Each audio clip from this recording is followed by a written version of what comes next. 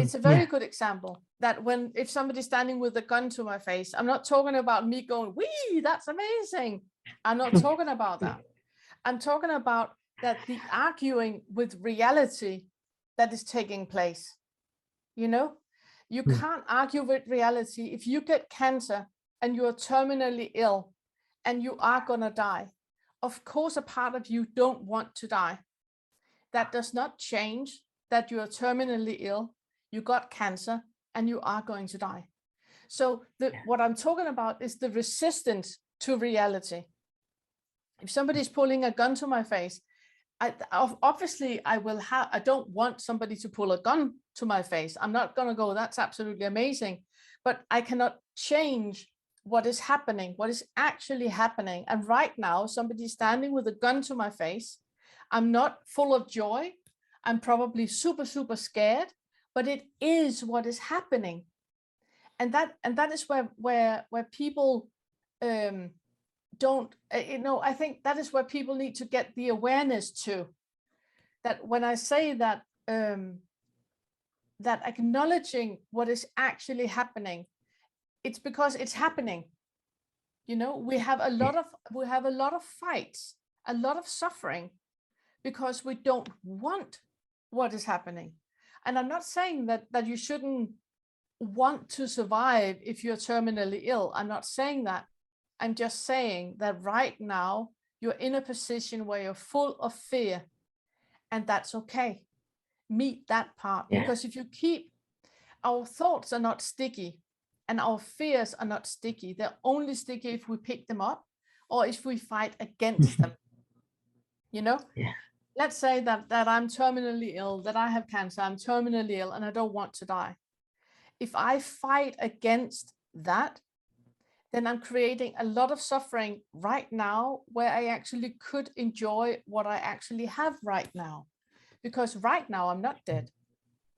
I actually did get cancer years ago. I did get cancer years ago, and I got, it was very progressive at the point.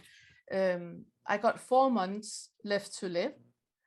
And that's when I started to realize all these things, because I came to a point where I realized that, hang on, I'm not more dying than anybody else. Who knows if I'm gonna die, in 4 months. Right now I'm alive. So right now I'm alive, and I'm thinking about not being here while I'm here. So in that, there was a lot of suffering. Then I did a lot of different changes in my life, and it's 27 years ago now. Wow. I do know how it is to get a diagnosis like that. The prognosis is up to you, and how you're managing is up to you. And I'm a doctor, and I have since had lots of terminally ill patients. And what we have always worked with is, first of all, the acknowledgement of you're not more dying than anybody else. Just because you got cancer does not mean that you're going to die sooner or quicker or more horribly than anybody else.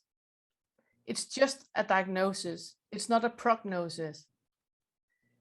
The other part I have worked with the terminally ill patients that then survived was actually the problem of surviving. Obviously, they're grateful and they're happy that all of a sudden the cancer is not there anymore, obviously. But they have had a shift in their awareness, where they're all of a sudden very, very much aware to every single moment, to what is every single moment. And that creates an authentic being where you are in what is, and you're not deluded. You're not what do you call it? You don't believe in the ego that much anymore, because it's not telling you the truth. It's trying to direct you in a chase instead of actually enjoying what is.